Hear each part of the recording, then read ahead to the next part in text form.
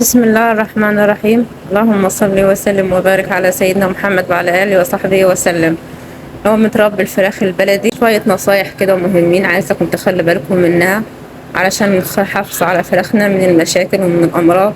المشاكل اللي بتواجهنا في تربية البلدي زي إن الفراخ بتاكل البيض، الفراخ بتبيض البيضة من غير القشرة الخارجية، حالات الافتراس، الفيروسات والأمراض الكتير اللي بتنتشر في فصل الشتاء، ازاي ان انا اقدر اتفاداها، ازاي احافظ على فراخي من الامراض دي كلها. تابعوا معايا كده الفيديو للنهاية، بس يا ريت ما تنسوش الاشتراك وتفعيل زر الجرس. اول حاجة عايزاكم تركزوا عليها في تربية الفرخ البلدي هي المناعة. لازما الفرخ تكون المناعة عنده كويسة. الفرخ لو المناعة عنده ضعيفة ده هيكون عرضة للأمراض، عرضة للفيروسات والأمراض الكتير اللي بتكون موجودة في الجو حوالينا. علشان كده لازم نهتم بروافع المناعة، لازم ننزل رافع مناعة كل فترة للفراخ. دي ازازة رافع مناعة مثلا انا جايباها من الصيدلية البيطرية، سعرها 25 جنيه. بنزل منها كل يومين كده غطا على 4 لتر مية للفراخ. اي نعم احنا في فصل الصيف طبعا مفيش فيروسات منتشرة كتير زي فصل الشتاء، بس طبعا احنا مش هنستنى لما الشتاء يجي وتيجي معاه الفيروسات وبعدين ندور على روافع المناعة. لازم الفرخ يكون من البداية متأسس والمناعة عنده تكون كويسة علشان يقاوم الأمراض والفيروسات اللي بتكون موجودة في فصل الشتاء.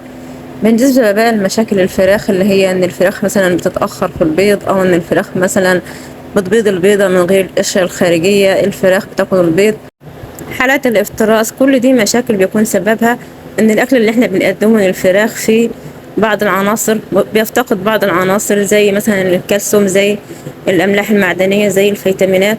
بلاش نعتمد في اكل الفراخ على اكل البيت بس. اي نعم كنا زمان بنربي الفراخ البلدي دي واهالينا بيربوها على اكل البيت من غير اي حاجه من الحاجات اللي احنا بنقول عليها دي، بس كان زمان مفيش امراض كتيره زي الموجوده في الوقت الحالي، مفيش المشاكل دي كلها.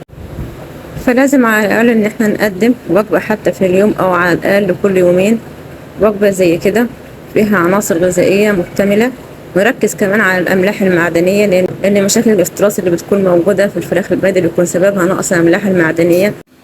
بالنسبة للفراخ اللي بتبيض يا ريت نجمع البيض يوميا، بلاش نسيب البيض تحت الفراخ يومين أو 3، لأن الفراخ لما بتنبش برجليها البيض لما بيكون تحتها كتير ممكن إن هو يتكسر، وبعدها الفرخ يبتدي إن هو ياكل البيض المكسورة دي، ومن هنا بيبقى عادة عند الفرخ إن هو يكسر البيض وياكله.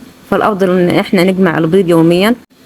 كمان لو احنا عندنا بط بيرقد يا ريت نرقد البط في مكان تاني بعيد عن المكان اللي فيه الفراخ، لان البطه لما هتقوم تاكل الفرخ هيبتدي ان هو يدخل يدور في البيض اللي البطه نايمه عليه، ويبتدي ان هو ينبش فيه برجليه فبيكسره.